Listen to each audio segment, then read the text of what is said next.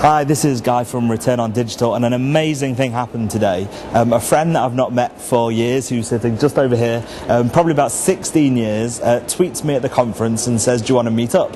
But it just so happens that my best friend from when I was at school is now the SEO lead engineer for MSN, and I asked him, would he give us a 2-minute update, maybe 30-second update on kind of the future of search, and he said he will do, but the only thing that he wanted to make sure is that Microsoft's not endorsing us. This is just kind of the view of Dan. He'll introduce himself, give you a few hints and tips. I'll come on and say goodbye, and then that'll be our blog update for today.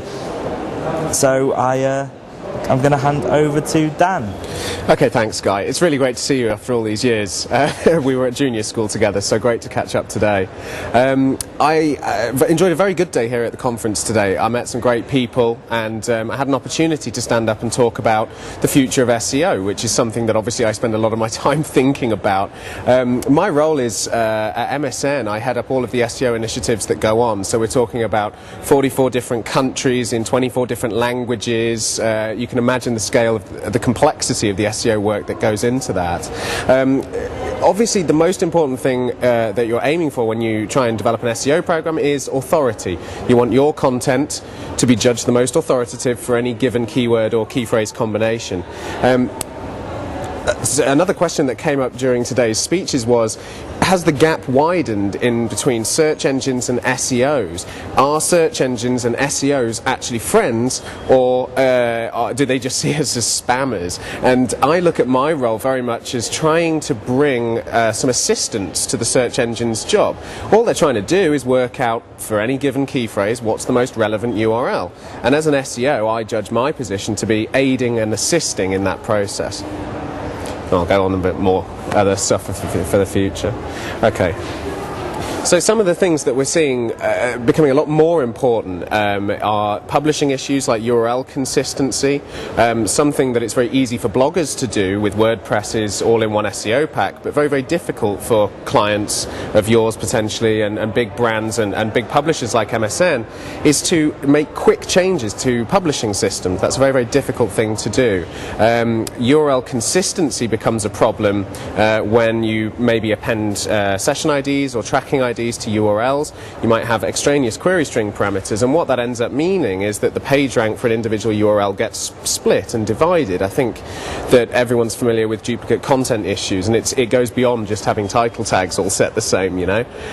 So once you've got all of your on-page technical items right, like your H1 tags and your title tags, getting your keyword usage correct and your link ecology right, then you can start looking at systematic level SEO issues, the first one being URL consistency. There's another project which we're running for MSN, which is to institute conditional get. When a crawler arrives at a URL, it doesn't make a usual HTTP get request. It makes an HTTP conditional get request, which means the crawler will come to the website and say, the last time I viewed this URL was 2 weeks ago at this time. Has this page, or has this URL's content been updated since the last time I came around to the URL? And if it has, then it gets crawled fully, and that obviously means downloading the whole page. If not, then obviously it will skip that URL and not waste the time crawling it. Now, if you have a large site, then these millisecond changes can add up, and you actually see that over time you end up with a huge, huge gap of index coverage from where you could have been to where you actually are with conditional get. The other thing that I'm recommending is HTTP compression, which means that any asset that gets returned with the response object, so that might be an image or an HTML document or a PDF, gets compressed, gets zipped up in the same way as a zip file on your computer. That obviously reduces transmission time for all these assets between server and client, be that a crawler or a web browser, and it also helps crawlers to move faster through the site. So conditional get, HTTP compression and URL consistency are three what I would call off-page technical issues that any large site needs to go and tackle.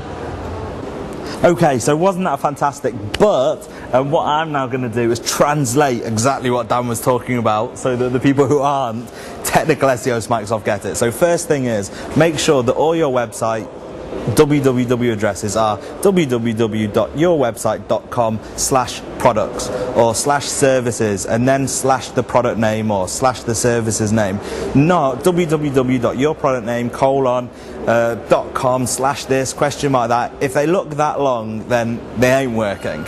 So that's the first bit. Second thing is also make sure that they're all consistent. So if you've got products that sit in certain pages, or if you've got services that sit in certain pages, what you actually need to do is make sure that across the site that same www address structure works across all the pages. And then the third thing that kind of Dan talked about is Google's made a big fuss about the faster that your site is, the better they're going to like it.